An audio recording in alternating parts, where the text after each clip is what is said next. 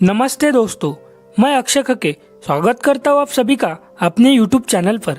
हमारे पिछले 2 इतिहास से जुड़े वीडियोस, लोनार सरोवर इतिहास और रायगढ़ किला इतिहास को आप सभी ने दिल से पसंद किया, उसके लिए मैं आप सभी का दिल से धन्यवाद करता हूँ।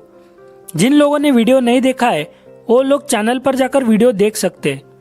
दोस्तों, इतिहास के इस सफर पर मैं आज आपको लेकर जाने वाला हूँ एक ऐसी जगह पर जो भारत की पावन भूमि में से एक माना जाता है, जिसका जिक्र आज से हजारों साल पुराने ग्रंथों और ऐतिहासिक दस्तों में मिलता है। आज हम आए हैं महाराष्ट्र के वाशिम जिले में स्थित एक ऐसे नगर में जहां ऋषि मुनि रहा करते थे। ऋषि मुनियों के कारण इस जगह का नाम ऋषिवट रखा गया था। ईसा पूर्व 500 मतलब आज से 1500 साल पहले वाकाटक नाम का एक राजा शासन करता था। उनके लिखे कुछ ग्रंथ कुछ साल पहले इसी ऋषिवट नगरी में मिले थे। वह ग्रंथ आधे ही थे और उसे मौजूदा नाम के कारण रिसोड ताम्रपट ऐसा नाम दिया गया है। इस ग्रंथ के अनुसार मौजूदा रिसोड का जो प्रदेश है वो वाकाटक राजा विंध्य शक्ति II ने ऋषि अपप नामक ब्राह्मण को दान में दिया था। महाभारत में पांडवों के वनवास में पांडव कुछ समय के लिए इसी नगर में बसे थे। इसके कुछ सबूत मैं आपको दिखाने वाला हूँ। मौजूदा समय में इस रिसोड नगरी में 4 से 5 मंदिर ऐसे हैं जो तकरीबन 1000 साल पुराने हैं। समय समय पर इस गांव का नाम बदलता गया है। जैन ग्रंथों और अंग्रेजों के पत्रों में गांव का नाम रिसवड बताया गया है। उसी से शायद इस गांव का नाम अभी रिसोड रखा गया है। अब मैं जो बात आपको बताने जा रहा हूँ वो शायद ही आपने कभी सुनी हो। 2006 में इसी रिसोड गांव में एक ऐतिहासिक उत्खनन और अध्ययन हुआ था, जिसमें यहाँ 5000 से भी अधिक मात्रा में सातवाहन शासन के कुछ सिक्के मिले थे। क्या आपको पता है कि ये सातवाहन क्या है और कब इसका अस्तित्व था? तो सुनिए। सातवाहन प्राचीन भारत का एक राजवंश था। ईसा पूर्व 230 मतलब आज से 1800 साल पुराना यह राजवंश मौर्य वंश के पतन के बाद शक्तिशाली हुआ था। सम्राट अशोका की मृत्यु के बाद सातवाहनों ने खुद को स्वतंत्र घोषित करके अपना खुद का शीशे का सिक्का बाजार में लाया था। यह सिक्के वे रोम राष्ट्र से खरीद लाते थे। इन्हीं सिक्कों का भंडार इस पावन भूमि में हमें मिला है। सातवाहन कालखंड में शासन रहे सिरी सातकर्णी, यज्ञ सातकर्णी, शिवश्री पुलवामी, सिरी पुलवामी, महासतकर्णी, इन राजाओं के शासन में इस्तेमाल हुए सिक्के आज सुरक्षित रूप से संगठित किए गए हैं। सातवाहन शासन पर अगर आपको इतिहास जानना है तो कमेंट बॉक्स में जरूर कमेंट करके बताएं। मैं आपके लिए उस पर वीडियो बनाऊंगा। 1000 साल पुराना मंदिर और रिसोड के सबसे चमत्कारी भगवान के बारे में जानने के लिए वीडियो जारी रखें। अभी हम आए हैं रिसोड के सबसे बड़े मंदिर, प्राचीन सभ्यता का प्रतीक, जहाँ मौजूद है महाभारत के सबूत। भक्ति और चमत्कारों का अनोखा संगम, जिस धरती पर शिरोमणि श्री संत अमरदास बाबा ने कर दिखाया। साधु और संतों ने हमेशा से ही विश्व का उद्धार किया है, तभी तो सारी दुनिया सभी संतों को नमन करती है। दोस्तों, शिरोमणि श्री संत अमरदास बाबा की चमत्कारी कहानियों से पहले मैं आपको ले चलता हूँ 1000 साल पुराने सिद्धेश्वर महादेव के मंदिर में।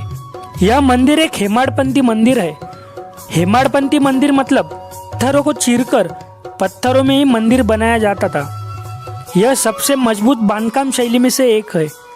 महाराष्ट्र में कई मंदिर यादव ने 1200 के दशक में इन कला से बनाए थे, जिसमें औंढा नागनाथ और घृष्णेश्वर मंदिर प्रमुख है। मेरे लोनार की वीडियो में भी जो मंदिर दिखाए थे वो सब हेमाडपंथी मंदिर थे। सभी रिसोडवासी यहाँ हजारों बार आए होंगे, लेकिन किसी को ये बात का पता नहीं होगा कि यहाँ एक नहीं बल्कि 2 मंदिर थे। यह बाहरी कमान से पता चलता है कि यहाँ विष्णु भगवान का मंदिर किसी समय में हुआ करता था। कुछ दिन पहले मंदिर परिसर में एक मूर्ति मिली थी जो विष्णु की बताई जाती है। मौजूदा समय में अभी यहाँ एक ही मंदिर उपलब्ध है। मंदिर के अंदर प्राचीन कुआं है, जिसका पानी मैंने आज तक कभी कम होते नहीं देखा। इसकी शुद्धता से आपको पता ही चला होगा कि ये पानी पीने के लिए योग्य और महादेव जी की पूजा में इस्तेमाल होता है। इस प्राचीन मंदिर में श्रावण मास में भक्तों की भीड़ देखने लायक होती है। श्रावण में इसी महादेव जी को बेलपत्तों से नमन और आरती पाठ का पठन किया जाता है। यह सातारकर बाबा भी अमरदास बाबा जैसे महान तपस्वी थे, जिनका मंदिर उस नदी पर बना है जो मैं आपको आगे दिखाने वाला हूँ। यह मंदिर 1000 साल से भी ज़्यादा पुराना है। मंदिरों के खंभों पर बनी कलाकृतियाँ आपको इसकी प्राचीनता का अनुभव देगी। जहाँ आपको अभी मार्बल्स की परत दिख रही है, वहाँ पत्थरों में तराशे शिलालेख थे जो राष्ट्रकूट राजा के शासन के थे। लेकिन आधुनिकीकरण के चक्कर में प्राचीन सभ्यता नष्ट हो रही है। उसी तरह नए फैशन के चलते हमारे लोग हमारी संस्कृति और उसका सम्मान करना भी भूल रहे हैं। यह बात कड़वी लगेगी पर 100% सच है। मंदिर से बाहर आने के बाद आपको अमरदास बाबा का भव्य प्रांगण दिखेगा। दोस्तों, अभी मैं आपको महाभारत के सबूत दिखाऊंगा। उससे पहले जान लो कि महाभारत क्या है। महाभारत और रामायण प्राचीन भारत के सबसे बड़े 2 महाकाव्य हैं। महाभारत का निर्माण महर्षि व्यास ने किया था और भगवान गणेश जी ने उसका लिखान किया था। महाभारत में पांडवों की पत्नी द्रौपदी का नाम आप सभी ने सुना ही होगा। जब सब कुछ राजपाट हारने के बाद पांडव अज्ञातवास के लिए निकलते हैं, तब उसी वक्त कुछ समय के लिए द्रौपदी समेत पांडव यहाँ वास्तव के लिए आए थे, ऐसे कहा जाता है। यह है द्रौपदी कुंड। यह सबूत है महाभारत का। हर रिसोड के बच्चे का बचपन जिस पेड़ से गुजर कर निकलता है, वह यही पेड़ है। मैं भी जब छोटा था इसी पेड़ के नीचे से जाकर ऊपर से निकलता था। दोस्तों, अभी आते हैं उस कहानी पर जिसका आप सभी लोग इंतजार कर रहे थे। आप सभी को पता है कि महान संतों का इतिहास कभी लिखित स्वरूप में नहीं मिलता, जैसे कि गजानन महाराज। पर मैंने आप सभी के लिए संत अमरदास बाबा की सच्ची कहानी और इतिहास ढूंढ निकाला है। ऐसे कहा जाता है कि मध्य प्रदेश के बैतूल में एक ब्राह्मण पति पत्नी रहा करती थी। उस ब्राह्मण के पत्नी को एक दिन रिसोड के सिद्धेश्वर भगवान का दृष्टांत होता है और वो संतान प्राप्ति के लिए मध्य प्रदेश से आकर सिद्धेश्वर भगवान के मंदिर में सेवा भाव से सेवा करती है। वह दृष्टांत कुछ ऐसे होता है कि तुझे जो संतान प्राप्त होगी वो शिव के रूप में इस ऋषिवट नगर का उद्धार करेगी। उस माता की कड़ी तपश्चर्या और सेवा के बाद अमरावती के एक धर्मशाला में उस माता को पुत्र प्राप्ति होती है और वही महात्मा थे हमारे अमरदास बाबा। बाबा का जन्म साल 1853 में हुआ था। संत अमरदास बाबा मूल रूप से मौजूदा मध्य प्रदेश के बैतूल गांव में थे। बाबा का सब बचपन बैतूल में गुजरा। बाद में तपश्चर्या के लिए बाबा ऋषिवट नगरी में आए।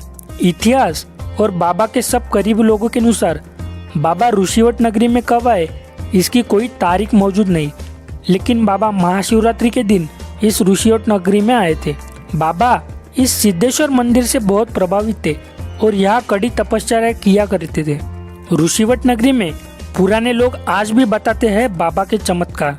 बाबा काला कोट, बूट, धोती और फेटा पहनते थे। बाबा ने बताई हर बात सच हुआ करती थी। मैं खुद इस बात का यकीन करता हूँ क्योंकि मेरे दादाजी वैजनाथ मल्लिकार्जुनप्पा खके, उन्होंने उनकी पूरी आयु बाबा के सेवा में लगाई थी। बाबा की संपूर्ण जीवन चरित्र की कथा अभी पुस्तकी रूप में मौजूद है। यही वह जगह है जहां अमरदास बाबा तपश्चर्या किया करते थे और भारत आज़ाद होने के 2 साल पहले 6 सितंबर 1945 सोमवार को बाबा समाधि में चले गए। यही वह जगह है जहां बाबा को अंतिम दर्शन के लिए रखा गया था। ऐसे कहा जाता है कि सिद्धेश्वर भगवान की जो नंदी की मूर्ति है उसका मुंह टेढ़ा है, क्योंकि जब अमरदास बाबा को अंतिम दर्शन के लिए रखा गया था तब इस नंदी ने अपनी मुंडी घुमाई थी। हर साल भाद्रपद मास में बाबा की पुण्यतिथि बड़ी धूमधाम से मनाई जाती है। रिसोड शहर में भव्य शोभा यात्रा का आयोजन किया जाता है। बाबा की शोभा यात्रा 1 साल में 2 बार निकलती है, एक पुण्यतिथि पर और दूसरी शिवरात्रि पर। यह प्रथा प्राचीन समय से चली आ रही है। मंदिर परिसर में और भी कई ऐसे सारी शंकर जी की मूर्तियां हैं जो पूजनीय है, जिसका कोई नहीं उसके बाबा है। यह हर रोज भूखे को खाना मिलता है। मंदिर परिसर में लगी इस घंटा को हर घंटे में 1 बार बजाया जाता है। यह 24 घंटे चलते रहता है।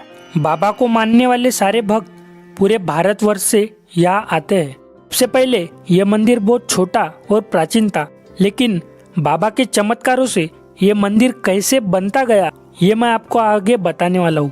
उस समय के मुंबई निवासी स्वर्गीय दगड़ूलाल जी भोमावत और उनकी पत्नी स्वर्गीय गीताबाई भोमावत, उनकी मुंबई में एक कपड़ों की मिल थी। बाबा के कार्यकाल में किसी कारण उस मिल को मुंबई में आग लग गई थी। उस वक्त स्वर्गीय गीताबाई भोमावत ने बाबा को संकल्प किया था कि बाबा जी, मेरी सब कुछ जायदाद, मिल, सब कुछ जलने दीजिए, लेकिन मेरे जमीन के जो कागजात है वो साबित रहने दीजिए। संकल्प के अनुसार कुछ दिन बाद जायदाद के सभी कागजात सुरक्षित पाए गए थे। तब स्वर्गीय गीताबाई भोमावत, इन्होंने श्री संत अमरदास बाबा के मंदिर का जीर्णोद्धार किया था। उनके बेटे राहुल भोमावत ने अपने माता पिता को समर्पित भोमावत भवन का निर्माण करके संत अमरदास बाबा के संस्थान को समर्पित किया है। यही है वो भोमावत भवन। अभी मैं आपको बताने जा रहा हूँ और एक सच्ची कहानी। मन्नालाल जी अग्रवाल, जो कि फिलहाल मुंबई में स्थायी है। मन्नालाल जी अग्रवाल और उनके माताजी अमरदास बाबा के बहुत बड़े भक्त थे। उन्होंने अपना सब कुछ बाबा के चरणों में समर्पित किया है। अमरदास बाबा की कृपा से और मन्नालाल जी के अथक परिश्रम से व्यापार में उन्होंने बहुत ऊंचा स्थान प्राप्त किया है। उनकी अजंता फार्मा कंपनी आज पूरे देश विदेश में प्रचलित है।